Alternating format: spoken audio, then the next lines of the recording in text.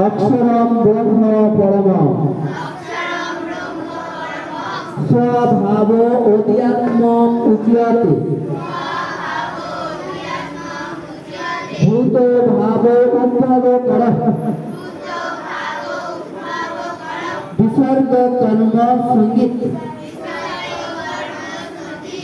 অক্ষরম ব্রহ্ম পরমঃ স্বভাব অধ্যাত্মম উচ্যতে ভূত ভাব উদ্ভব করঃ বিসর্গ কর্ম সঙ্গীত। এবার তোমরা কেউ কি একটু পাঠ করতে পারবে? এবারে পরেরটা স্বভাব উদ্ভব স্বভাব অধ্যাত্মম উচ্যতে স্বভাব অধ্যাত্মম উচ্যতে স্বভাব অধ্যাত্মম উচ্যতে স্বভাব অধ্যাত্মম উচ্যতে। এবার বলি তো এটা কি? আর একবার বলি, আরো একবার বলি, তাহলে তো আমাদের এক লাইন হয়ে গেল।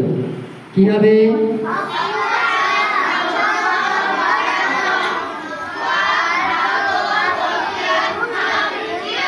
Thank you.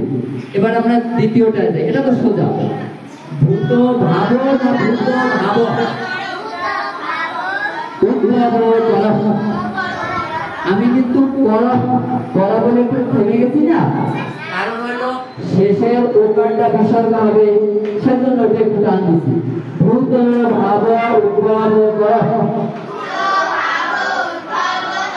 তাহলে কি বলবো? আরেকবার বলি,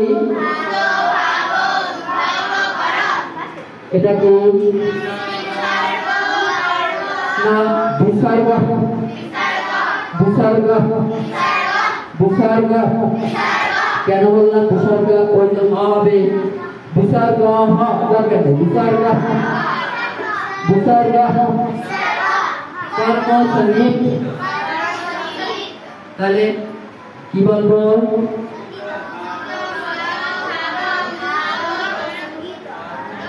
এটা কি হবে? কি হবে? এটা কি হবে?